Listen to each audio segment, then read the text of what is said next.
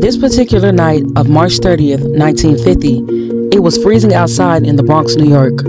Two young parents, 26-year-old Clifford and 24-year-old Anna, had just recently welcomed a baby girl, 9-day-old Chaneta Holden. Chaneta, however, was born premature, weighing only 2 pounds and 11 ounces. During the 1950s, premature babies didn't survive as well as they do in the current times, so Chaneta's survival was truly a miracle. During her stay in the hospital, it was crucial that Chaneta be kept in a warm temperature of 96 degrees Fahrenheit, and it was necessary that she be put on oxygen. However, Anna and Clifford were dealing with issues at home. They spent half of Anna's pregnancy without hot water, and the apartment was caving in. There were rat holes everywhere, as well as leaks. Anna and Clifford were unsure of how they would care for Chaneta, but they persevered anyway. Meanwhile, at the hospital, Chaneta was the only African-American baby there. When the nurses went to check on the babies at 7:30 p.m., all the babies were accounted for. However, at 8:00 p.m., Chaneta was gone. The next morning, with the Holdens now aware of Chaneta's abduction, the doctors had no hope that Chaneta would survive. After all, she was premature and the weather had gotten severe. The doctor only gave her 1 hour to survive. Anna Holden screamed that she had only saw her daughter twice since she was born and how she'd die if Chaneta did.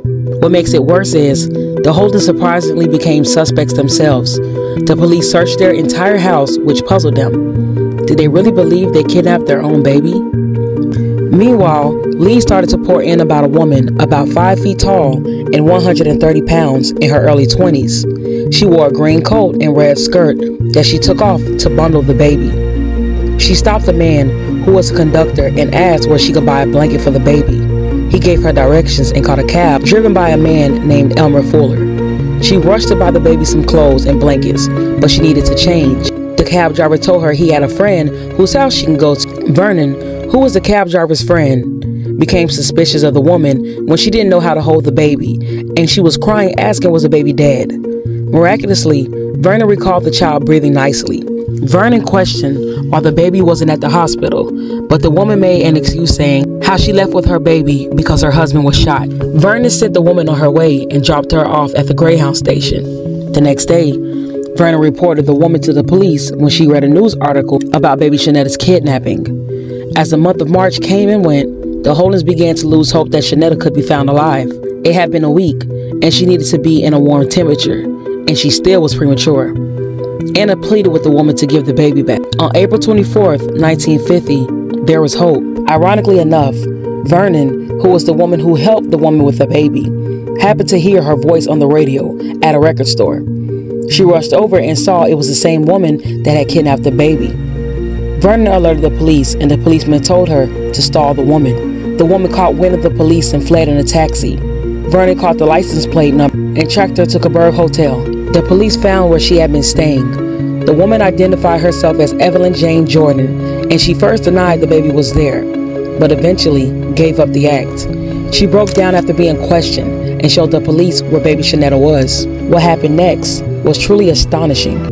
Chaneta, now 35 days old, was swaddled in an electric blanket outside of a carriage, a pan boiling hot water, and an electric heater to keep the room at 96 degrees Fahrenheit, the exact temperature Chaneta needed to be kept at for survival. It appeared that Evelyn took good care of the child. She had baby formula, gloves, books on child care, and sterilized everything she touched. The same doctor who had given Chaneta a small chance of survival called this ordeal remarkable and an act of God. What was even more remarkable was that baby Chaneta was able to gain half a pound, going from 2 to 3 ounces. Evelyn was arrested, and police learned that she simply walked into the hospital and grabbed Chaneta, being that she was the only black baby there. The Holdens, now aware of their child's survival, were overwhelmed with the news that baby Chaneta was found. They noticed how she put on weight, and Anna said her heart gave a leap of joy. Surprisingly, the Holdens felt sorry for Evelyn and stated that she took good care of the baby and kept her daughter in good health. Soon, the Holden story made national news, and Chaneta had to stay at Lincoln Hospital for a few more weeks. Now, their house was in even worse condition, but given the attention from the kidnapping, Manhattan's borough president had managed to give Clifford and Anna a 4-bedroom house, free of charge, and Chaneta even had a nursery. Chaneta finally came home and now weighed an astonishing 6 pounds. The case, however, was far from over for Evelyn Jane Jordan. She was indicted by a grand jury April 28, 1951. The judge ordered her to have a psych evaluation. She was diagnosed with having psychosis and psychopathic personality disorder.